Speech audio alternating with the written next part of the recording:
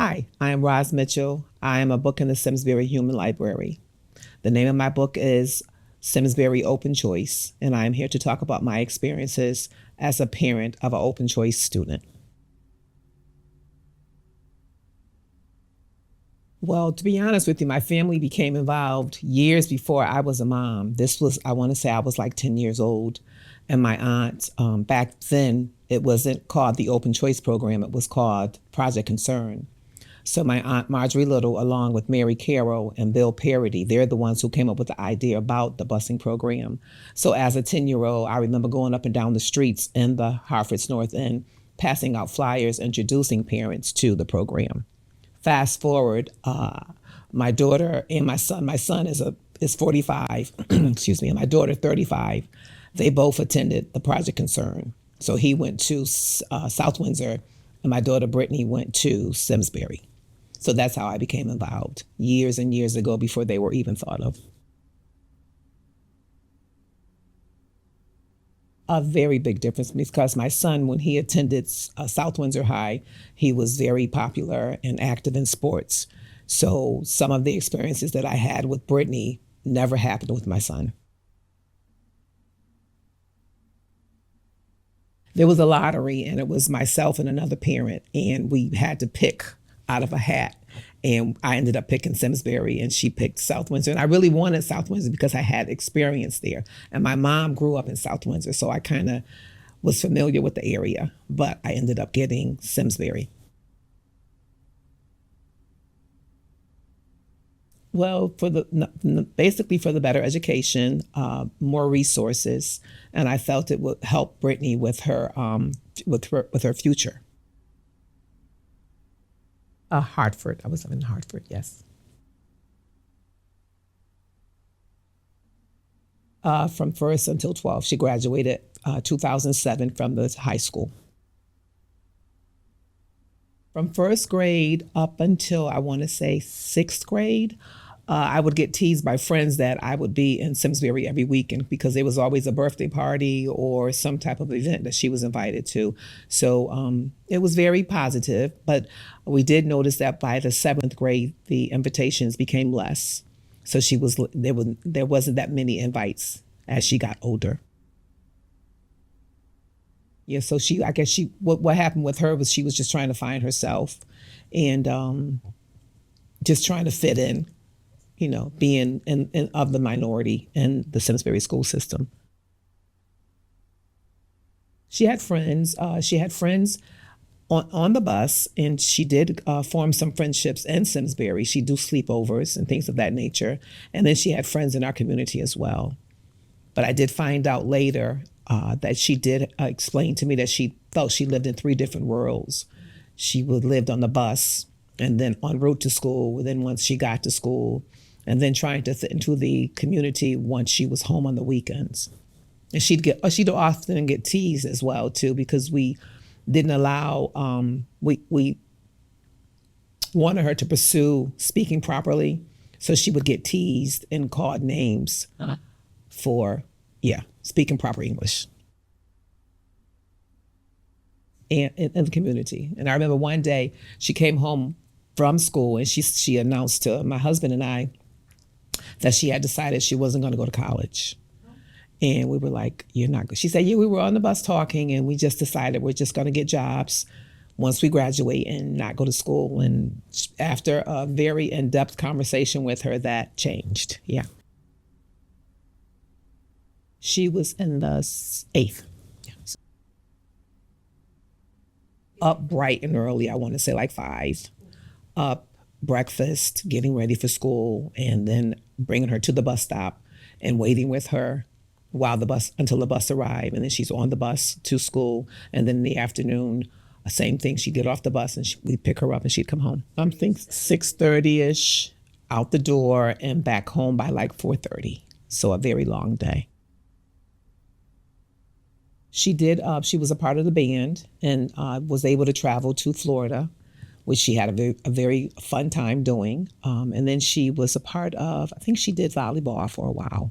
Yeah, so she was active. She had friends. And then I was the Brownie and Girl Scout leader because it was very important to me to be active in the Simsbury school system. We started first grade as the Brownie leader and then up to like the seventh. And then she decided she didn't want to be, a part of it anymore. So then I was like, okay, well, that's fine. That's your choice. No, I did not. And that was kind of hurtful to me because a lot of the mothers knew me as the Brownie and Girl Scout leader. But there would be times when I would visit the schools and I would witness mothers holding on to their purses and whispering amongst themselves.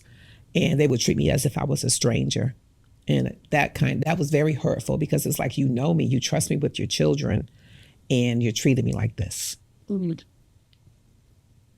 Yes, so that was hurtful. When she goes to high school, it's kind of different. It's a different ball game, and she's meeting other kids from other schools because the middle school that she went to, then she would meet other kids.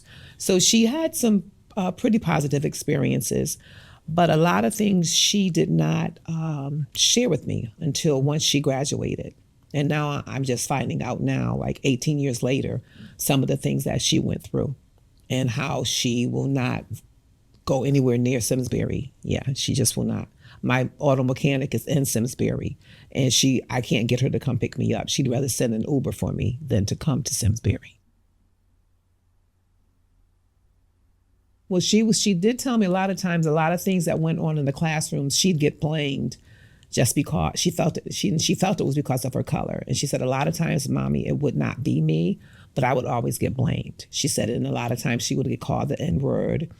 And she had one teacher who said to her, when it comes time to take an attendance, instead of me going down the roster and calling the Hartford kids by name, I'm just going to call the Hartford girls Keisha or Quenisha. So, yeah, and Brittany reminded her that her name was Brittany. So, and I did not know anything about that until of recent. To be as visible as possible, to be there, to make sure you attend the PTO meetings, make sure you go to the parent-teacher conferences. I know a lot of parents work 2 and 3 jobs just to make ends meet, but make that time, carve that time out so that you can be there for your kids. And unfortunately, I didn't find out what Britt was going through until a lot of years later. But try to look for those signs and ask questions without prying too much, but ask questions and pay attention. And see, with Brittany, as far as the signs, I never had any issues with having her go to bed on time. I never had any issues with her waking up on time. She got her homework done. Grades were good. So I think because of what she was going through, she threw herself into her academics. So if you are seeing your children who are withdrawn, who don't want to talk about school, who don't want to be involved in the extracurricular activities, make sure you try to have that conversation with them. And because I would just show up at Simsbury on any given day. Yeah, I would take a lunch and just come out and just visit. Great question, and I think it begins at the top. So you have to get the administrators and you provide that extra training, the cultural diversity, bring them into Hartford, do like a bus trip and have them travel through their communities and realize and witness where the scholars grow up and what they go through. I think that would help with sensitivity. And then also even with the students who are in Simsbury, meet with them and let them know, try to stamp out the stereotyping, because that's a big part of it. They don't know. And if you don't know, you just don't know. So I would say, just educate folks and let them know that what you have heard or what you may have seen or witnessed may not be the case. Give people a fair chance. Don't judge a person by the color of their skin. Mm-hmm. I think you need to implement the host family program again to start out. Because I remember we would have different events at night, and the host families would come with the Hartford families, and we would sit together and have a meal, and we would talk and chat. And they would learn a lot about us, and we would learn a lot about them. And it would stamp out a lot of the stereotypes that they had about us that just wasn't true. I think it was. And each day when I think back, there are days when I think back, I can only pray that it was worth it. Because on the other hand, had she been enrolled in a Hartford school, she would have still been teased because she was called Oreo. She was teased and told she acted white. So she, either way, whether she went to a Hartford school system or Simsbury, there still would have been issues. But because we chose to keep her in Simsbury, the resources that were made available to her were much more, and she's learned a lot. Oh yeah, she went to Dean College for 2 years, and then she transferred over to U of H. So she has her degree in criminology. And that was a definite plus by her being a student in the Simsbury school system. She was more than prepared for college. Yes. She had two friends that I think they could talk about everything to. And I would hear them on the phone, and I would hear, because she has this laugh, and I would be like, what the heck are they talking about now? So it was that gut-wrenching laugh that she would have. So she had two people that she could really relate to. And one guy, his name was Colin. They were really good friends. So she was able to get through the school, and I think that helped a lot too with what she was going through, because maybe she was discussing what she was going through with them because she didn't discuss it with me. So maybe that helped with her having the conversations with them. I don't, trying to think how the conversation even started. When I was asked to be a part of the Human Library. And I thought it would be a great idea for her and I to do it together. And when I did ask her, she said, absolutely not. And that's when she started opening up. So had this opportunity had not been afforded to me, I may not have even known what she was going through. I said yes. She said no. I said to myself, I can't say no now.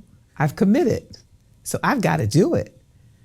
And then it was like my higher anointing said, this is your healing. This is your way of healing. This is it. Because for years, and the way the parents made me feel, I never discussed it with Brittany. Because I wrote my little piece and I had her read it. And she was like, wow, you went through that? I'm like, yeah. Yeah.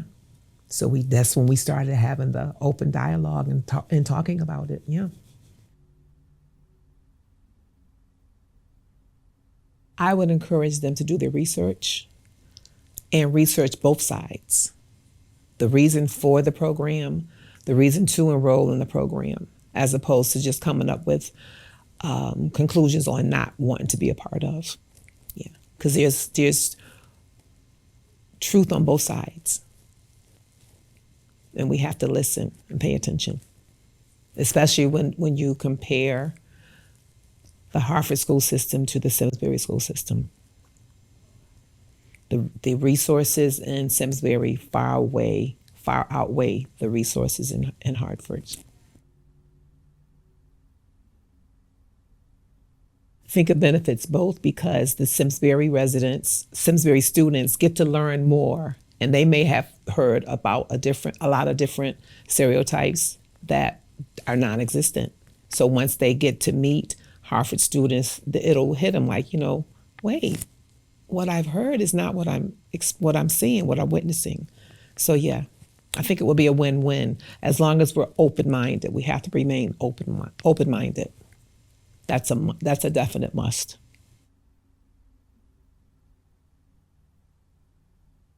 To be encouraged to change, and if you hear someone speaking badly about any race, correct them. Yeah. Be the one to make that difference. Break that curse. You be the one to say, no, that's not right. I know of people and they're not all like that. Because it happens with me. You know, my friends want to talk about Caucasians or what other race, and I speak up. I'm like, no, that's not true. You're making general. No, that's not true. Mm-mm. What you're saying is a general accusation, and I have not come across that. And if you hear things that you know just aren't true or that you haven't witnessed, put a stop to it right then. Don't be the one to carry it to another person to, start that gossip. Yeah, just stop, because the world is already crazy. We can do things to make it less crazy, less judgmental.